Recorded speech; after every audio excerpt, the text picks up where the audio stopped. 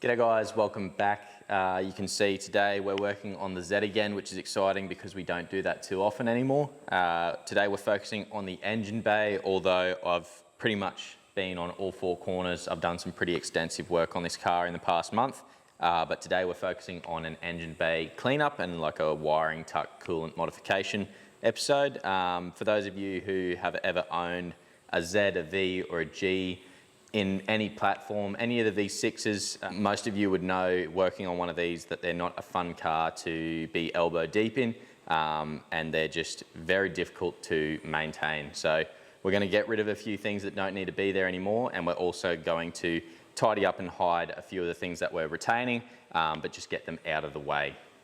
Now for the wiring side of things, I'm not actually removing very much at all, if anything. So the wiring will stay the same, however it will be routed a little bit differently. For the coolant side of things, I'll take you guys over to a VQ that's out of the vehicle because it's a little bit easier to show you what's going on, and give you guys a rundown on the factory coolant system and what I'm changing about mine. So I've got two VQ35 DE rev ups here. One's fully stripped and one's on its way there. I'll just give you guys a real quick run through on the coolant system from the factory. Now, although this isn't identical on all VQs or VHRs, some of these are shared across engines, and if it's not exactly the same, it could be very similar depending on what motor you have. So coolant will return over here on the left-hand side of the motor through the thermostat. You've then got this cold pipe here, which is a hard line, and this will run forwards to the crossover pipe, and then this other hard line on top of that will run rearwards. This is where the cold water will return from your heater core, and this little barb here is cold water returning from your inlet or your throttle body. If we follow it around, you've got this little barb coming off the thermostat, which will come down to a hard line which runs behind your AC compressor. This will run under your balancer in the hard line. So if we follow our hard line around to the right hand side of the motor, it'll go to a rubber line and then to our oil heat exchange. This surface here is where your oil filter will screw onto, and basically oil runs through this heat exchange here into your filter and then back into the motor while there's coolant passing through. And what that will do is try and heat your car up a little bit faster to get it to reduce emissions. The other thing it does is it's intended to help keep your oil cool, but it does a very poor job at that, which is why a lot of people will remove it entirely and go to an external cooler. If we follow this rubber hose up, we get to our steel pipe on the hot side. We've got our crossover pipe going back over to the cool side, and then this opening here is going forwards to our radiator. If we follow that hard pipe back, we've got a rubber hose coming off the top. This rubber hose is taking hot water to our heater core. We also have a little barb below that, which just loops around to the back of this aluminium pipe. It has no real purpose that I'm aware of, but I believe it's still here from other models of car that use the VQ, and there must have been some purpose, and they just decided it wasn't worth making new pipes for that car. If we follow this aluminium pipe back, we've got two outlets on our heads that feed this aluminium pipe, and then we've got one barb here. This takes hot water up to our throttle body, and that's pretty much the whole system. So most of you have probably heard of the Pathfinder mod, and for those who aren't familiar, it's basically using Pathfinder parts to optimize your Z's coolant system, which involves removing this cover plate here. So the Z's came fitted with just a blank off plate to cover this opening in the block. The Pathfinder mod, you remove this aluminium pipe at the back. The Pathfinders had a thermostat housing here, and they had an outlet on this block opening here, which basically controlled flow in and out of the block, and it helps get coolant out of the block a little bit faster. The Z's are known to get a hot 5 and 6 cylinder, and that's just because they can't get water out fast enough, and because of the way they're designed and the way that the coolant flows through them. So if we can get a little bit more coolant to flow out the rear, it helps keep the whole motor a little bit cooler. So on this stripped block, I can show you guys, if we look down the side of our bore here, and I shine a torch down that opening, we can see there's quite a large coolant channel in there, and that's the same on both sides. So I'll show you guys over here. there's quite a decent slot there to allow coolant out of the rear cylinders. So basically my thought process is I want to achieve a very similar effect to the Pathfinder mod by getting coolant out of the block and into this rear pipe, but I didn't want to have the complexity of another thermostat added to the Z. So I'll show you guys what I've come up with. So with my simplified system, we'll start on the cold side. Here's the hard pipe. You can see I've cut off the barb that goes to the throttle body. And we've retained our heater core. That's just something that I wanted to keep, but some of you might decide to cut and weld that up. And then on the bottom side, we've cut off the crossover hard pipe and welded that shut. So this will bolt on straight where it came from. Very minimal changes, just we removed the rubber hoses pretty much. So no rubber hose on the front side of the motor going to the hot side. I've also removed the oil cooler, so this rubber hose coming out of the thermostat is gone. This hard line running under the motor is gone. Oil cooler is also removed entirely off of my motor, and then the rubber hose returning up to our hot side. So over on our hot side, obviously we've got our outlet to the radiator. I've cut off the barb on top that goes to our crossover. I've cut off the barb on the bottom that will go to the oil cooler. I've retained my heater core barb, but on the rear side of that heater core, I have removed the smaller barb that loops around to the back. So I'll just give you guys a closer look at this heater core barb. So there was a smaller barb coming off the side of that. I've cut it off and hit it with the MIG. And if we look from the top, you just want to be careful with how hot you get it because you don't want too much protrusion in there restricting your coolant flow. However, there was a little bit of protrusion from the original barb being in there. If we follow around to the rear where that smaller rubber hose teed back in, which was right here beside our coolant sensor. It was a steel barb. I've cut that off. I've drilled out any steel and then I've bored it out to AN10, and then I used an aluminium weld-on fitting, and then that takes our AN10 hose around to the center of our block, where I made a aluminium plate, used the same AN weld-on fitting, and completed that little loop into our block. So that will take coolant out of our block, through our AN line, return it into this coolant line at the back of the heads, and then push it forwards to our radiator. And lastly, at the rear of our heads, we had the steel barb coming out of the aluminium housing that went up to the throttle body. I cut off the steel barb and drilled out any steel left in the aluminium housing. I then tapped it to 1/8 NPT, and I'm just going to throw a plug in there because I don't have any plans to use that coolant flow. However, I'd recommend threading it and plugging it rather than welding it shut, because it's very easy in future if you have plans to use coolant to pull that plug out, throw in a threaded fitting and go to AN hose rather than welding it shut, and then you've got to try and figure out where you're going to pull coolant from and how you're going to get it back. It's just a little bit of future proofing. So here's a closer look at our little cover plate that we made for the block. I used the factory plate and bolted it to a piece of 12mm aluminium. I then traced around it and just used a file to bring it in very close to the same shape. I then bored out a hole to the AN diameter, and then I used a chamfering drill bit to basically create like a little ramp to help coolant flow into the pipe. And then we threw on the AN fitting and hit it with the TIG, and it's come up pretty nice. I'll show you guys on the back side of the block, better look at our AN fitting here. So here's the rear pipe. Basically you cut off the steel barb, and when you do that, there'll be a tiny bit of steel left in the aluminium hard pipe.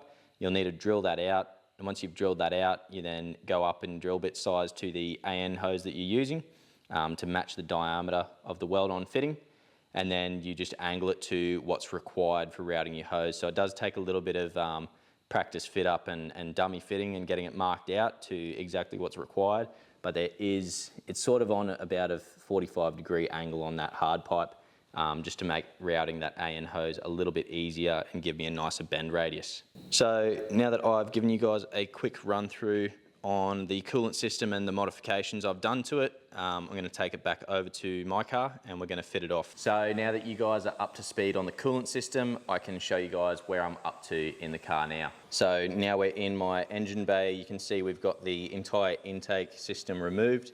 I've also removed the hard pipe off the left side of the motor, the right side of the motor, and the hard line that joins our heads together.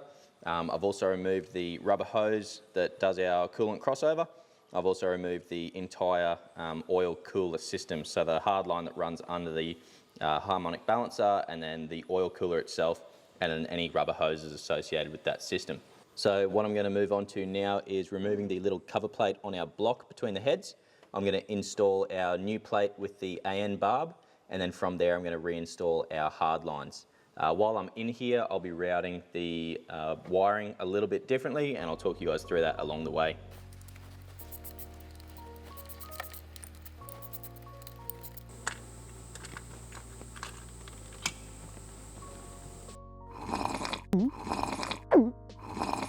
So from here, I'm going to go and get my new aluminium plate, and we're going to bolt it down to the block with a brand new gasket. This rubber looking hose is my knock sensor. It's just got a little bit of extra heat shrink over the top of that to try and rat proof it, as mine's been destroyed by rats or mice twice now.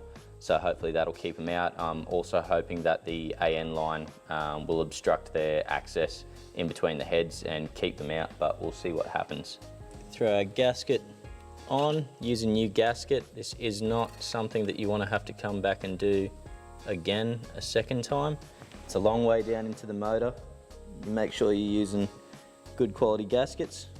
Now we're going to get our new plate.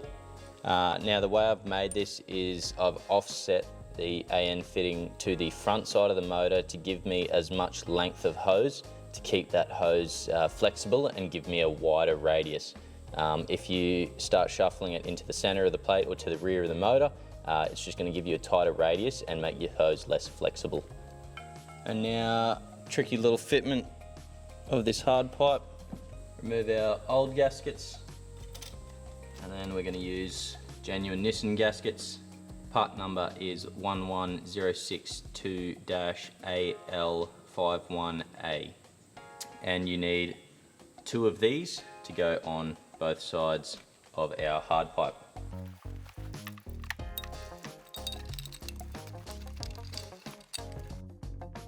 So now that we've got our rear coolant pipe on and our block AN adapter, I'm going to go ahead and throw on our AN line. This is our AN line fitted. It's nice and neat.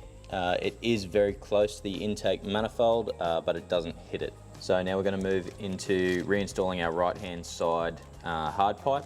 Now this pipe seals on an O-ring at the rear, and this is the part number for the O-ring, 21049-AE000. So now I'm going to throw on the right hand side hard pipe.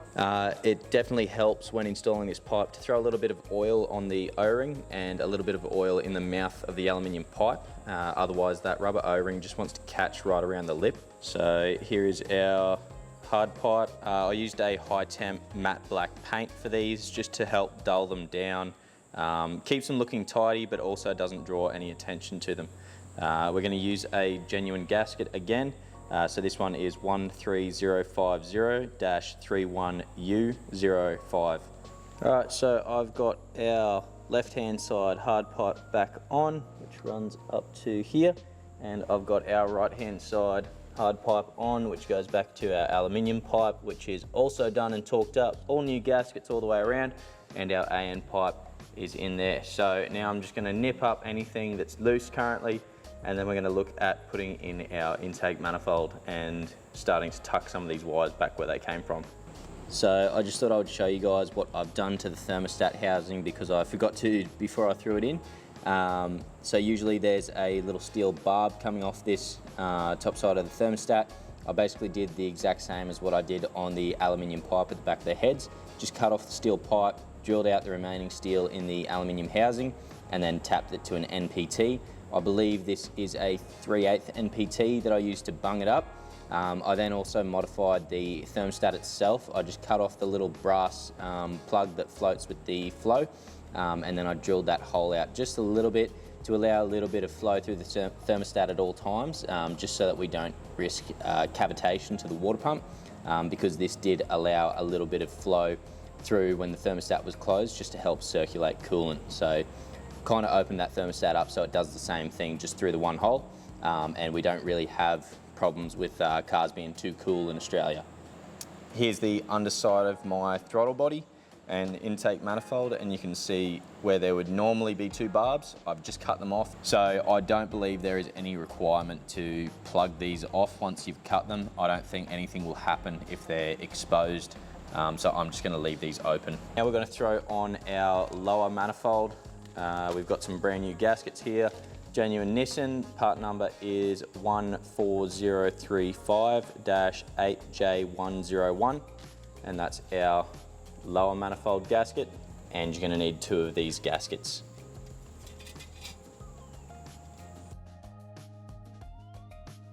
So we're just about to throw the manifold on. I had a test fit and it fits all the way down to the head. There's nothing in the way, it's just very close on the inside of the manifold.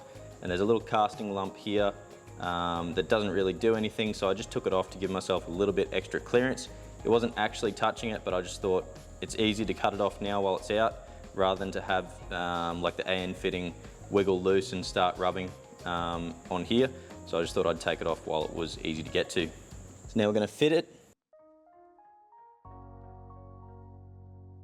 So now we've got our intake manifold on and all torqued up. We're going to throw in these little plastic spacers for our fuel rails, and then we're going to throw all of our injectors back in. Alrighty guys, so I've pretty much finished with the wiring. Most of my conduit and insulation was all dry rotten and just turned to dust pretty much when I touched it. So we've gotten rid of all the factory insulation and we've re-wrapped it. I haven't actually managed to tuck this harness as much as I wanted to. However, I didn't want to have to cut and shorten any of the harness. So we've pretty much followed the factory style, but it does look a lot neater without a lot of the pressed metal tie downs and clamps for the factory harness. And I do believe that this will sit quite a bit lower and be able to be tucked in where I need it to be. Down the back here, I did lose the, there's actually a hard piece of plastic that encases the wires back here and makes it very difficult to work around where your knock sensor plug is and where that aluminium pipe runs around the back there. So I took that off. It's all just wrapped in the same insulation as the rest of it. So now we are throwing together our intake. I'm gonna pull up my rag here. We've got another genuine gasket, arrows to the front.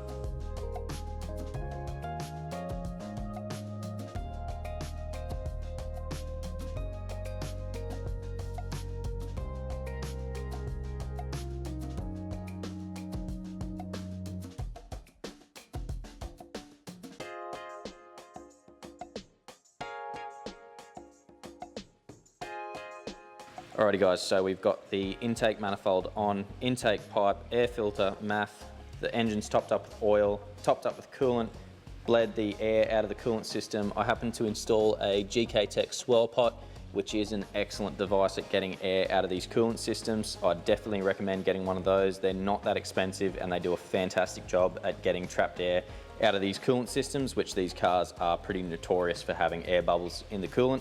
I've had it for a few drives now, and it's performing really well.